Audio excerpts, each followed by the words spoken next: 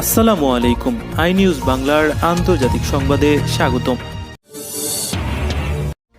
করোনায় মৃত মুসলিম এবং খ্রিস্টানদের প্রত্যন্ত দ্বীপে সমাহিত করবে শ্রীলঙ্কা।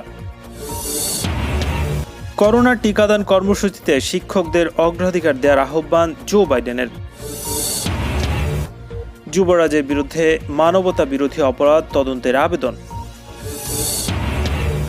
পরমাণু সমঝোতা নিয়ে আর কোনো আলোচনা নয় বললেন ম্যাক্রোকে রুহানি।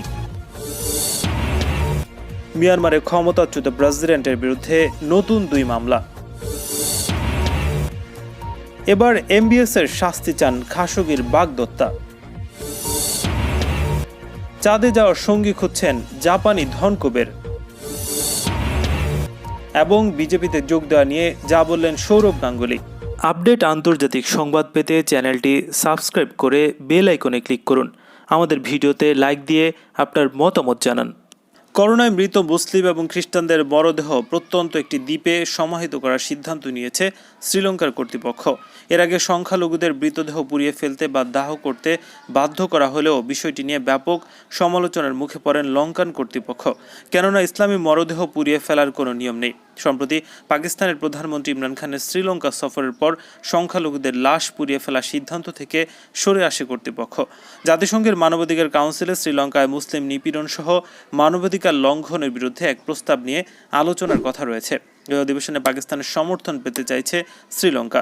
নতুন সিদ্ধান্ত অনুযায়ী মুসলিম এবং খ্রিস্টানদের লাশ না পোড়ালেও কবরস্থ করার ক্ষেত্রে কঠোর বিধিনিষেধ আরোপ করা হয়েছে। নিজ এলাকার বদলে ভারত মহাসাগরের মান্নার উপসাগরে ইরানথিবু নামের একটি দ্বীপে করোনায় মৃত মুসলিম এবং খ্রিস্টানদের কবর দিতে বলা হয়েছে। এই দ্বীপটি রাজধানী কলম্বো থেকে 300 কিলোমিটার দূরে। দাফনের জন্য এটিকে নির্বাচিত করার কারণ হিসেবে এর কম ঘন বসতির কথা উল্লেখ করা হয়েছে। তবে আন্তর্জাতিক মানবাধিকার সংস্থা অ্যামনেস্টি ইন্টারন্যাশনাল এবং জাতিসংঘ এমন সিদ্ধান্ত নিয়ে আপত্তি তুলেছে।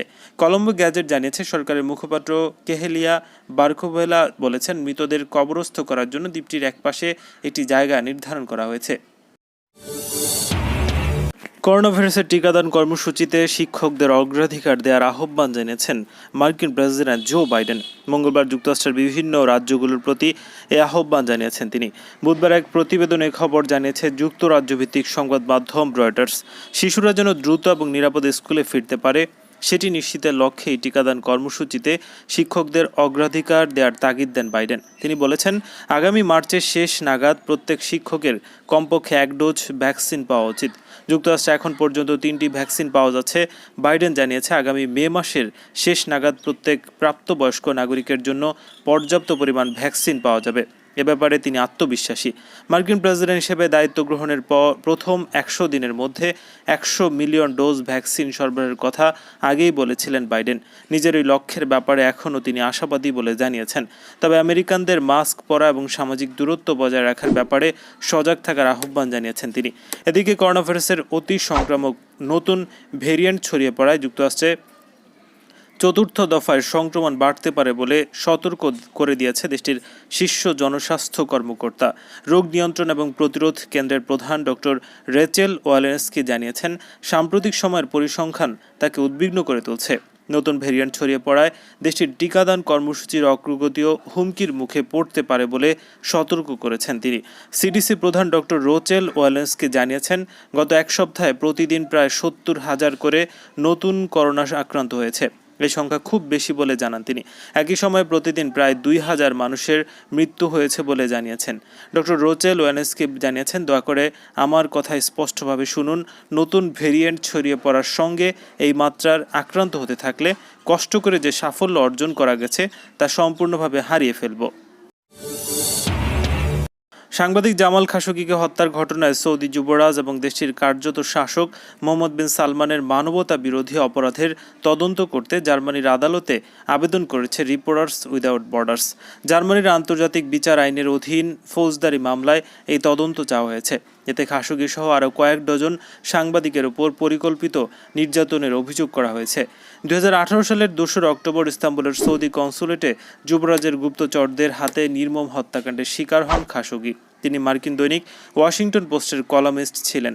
গত সপ্তাহে যুক্তরাষ্ট্রের গোয়েন্দা প্রতিবেদনে খাশোগি হত্যায় যুবরাজ মোহাম্মদ বিন সালমানকে দায়ী করা হয়েছে। সৌদি কর্তৃপক্ষ এই প্রতিবেদনের নিন্দা জানিয়ে দুর্বৃত্তদের অভিযানে তিনি নিহত হয়েছেন বলে দাবি করেছে।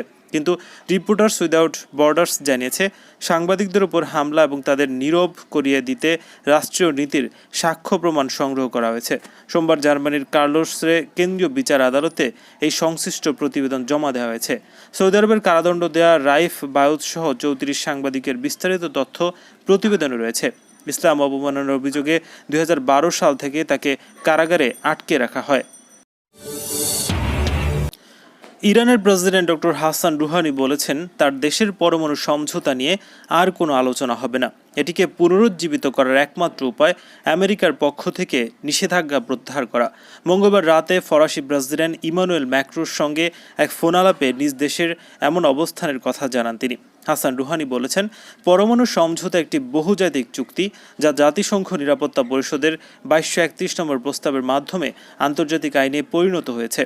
পরমাণু সমঝোতা পুনরুজ্জীবিত করার সুযোগ হাতছাড়া না করতে পাশ্চাত্যের প্রতি আহ্বান জানান ইরানের প্রেসিডেন্ট। তিনি বলেছেন, একবার সুযোগ হাতছাড়া হয়ে গেলে পরিস্থিতি আরও জটিল রূপ নেবে।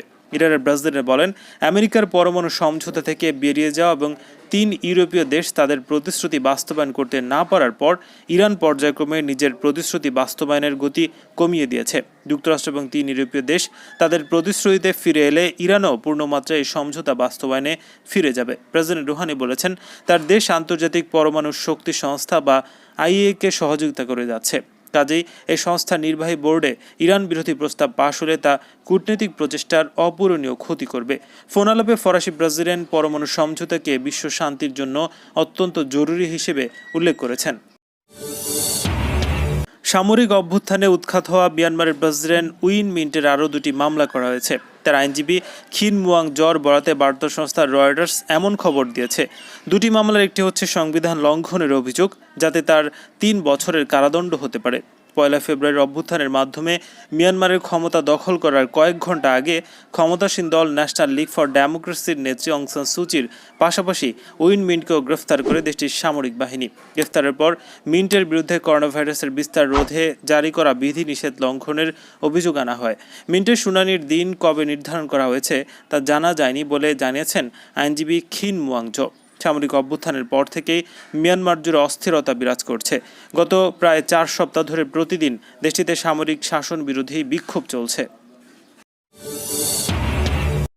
খাশোগি হত্যাকাণ্ডের ঘটনায় MBS নাম পরিচিত সৌদি যুবরাজ মোহাম্মদ বিন সালমানকে অবিলম্বে শাস্তি দেওয়ার দাবি জানিয়েছেন নিহতের বাগদত্তা হেতিশ চেঙ্গিস। এক বিবৃতিতে তিনি বলেছেন, এটা শুধু ন্যায় বিচারই নিশ্চিত করবে না, বরং ভবিষ্যতে একই ধরনের ঘটনার পুনরাবৃত্তি রোধ করবে।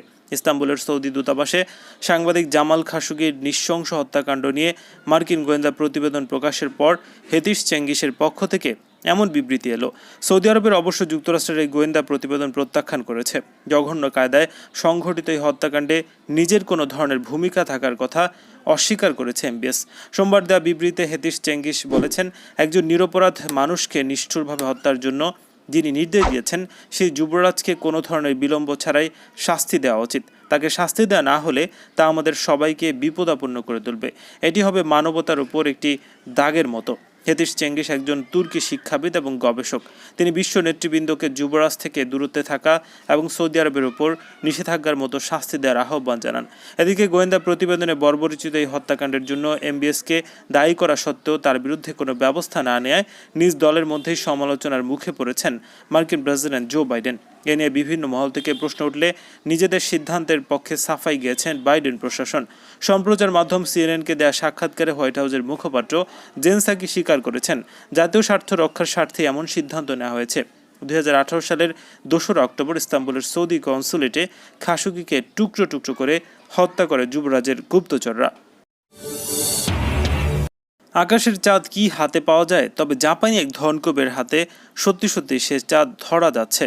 সবকিছু ঠিক থাকলে বছর দুয়েকের মধ্যে তিনি চাঁদে উড়াল দেবেন, সঙ্গী নিয়ে যাবেন 8 সঙ্গীকে। বার্তা সংস্থা এফপি জানিয়েছে, এই চন্দ্র অভিযান তিনি সঙ্গে করে সারা বিশ্ব থেকে 8 জনকে নিয়ে যাবেন। ইতিমধ্যে সেই খোঁজ শুরু করে দিয়েছে জাপানে অনলাইন ফ্যাশন ধনকুবের ইয়াসাকো মাওজা 2018 সালে প্রথম ঘোষণা দিয়েছিলেন স্পেস এক্সের তৈরি নভোযানে করে ওই চন্দ্র অভিযানে যেতে তিনি প্রথম বুকিং দিয়েছেন।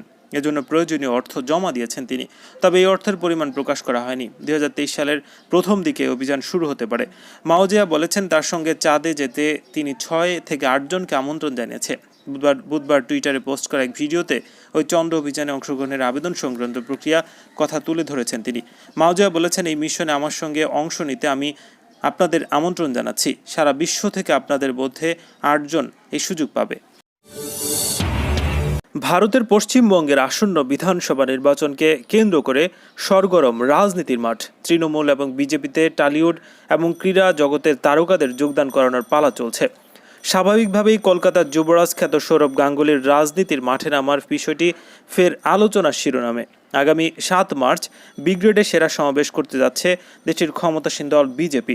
জল্পনা শুরু হয়েছে ভারত দলের সাবেক অধিনায়ক সৌরভ গাঙ্গুলি এই ব্রিগেডেই বিজেপিতে যোগদান করবেন। জল্পনার মাত্রা বাড়িয়ে দেন বিজেপি নেতা শ্রমিক ভট্টাচার্য। ক্রিকেটীয় ভাষায় তিনি বলেন, সৌরভ গাঙ্গুলি এতদিন বিশ্রামে ছিলেন, শরীর ভালো হলে এই রোদে যদি নেট প্র্যাকটিসে আসেন, মানে ওয়ার্ম আপে, মানুষ তাই চাইছে। তার যদি মনে হয় আবহাওয়া ভালো, মাঠে নামবেন।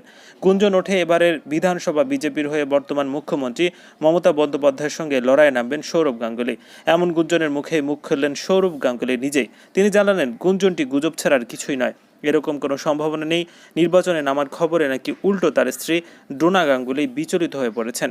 ভারতের সংবাদ মাধ্যম ওয়ান ইন্ডিয়াকে সৌরভ বলেছেন, যা শুনেছেন সবটাই ভুল।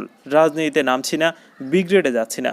সৌরভের পক্ষ থেকে এখনও পর্যন্ত না সিদ্ধান্ত আসলেও পশ্চিমবঙ্গের বিজেপি চাতক পাখির মতো তাকিয়ে। কারণ মমতা বন্দ্যোপাধ্যায়ের সঙ্গে টক্কর দেওয়ার মতো জনপ্রিয় ব্যক্তিত্ব সৌরভ ছাড়া আর কাউকে মনে হচ্ছে না বিজেপির।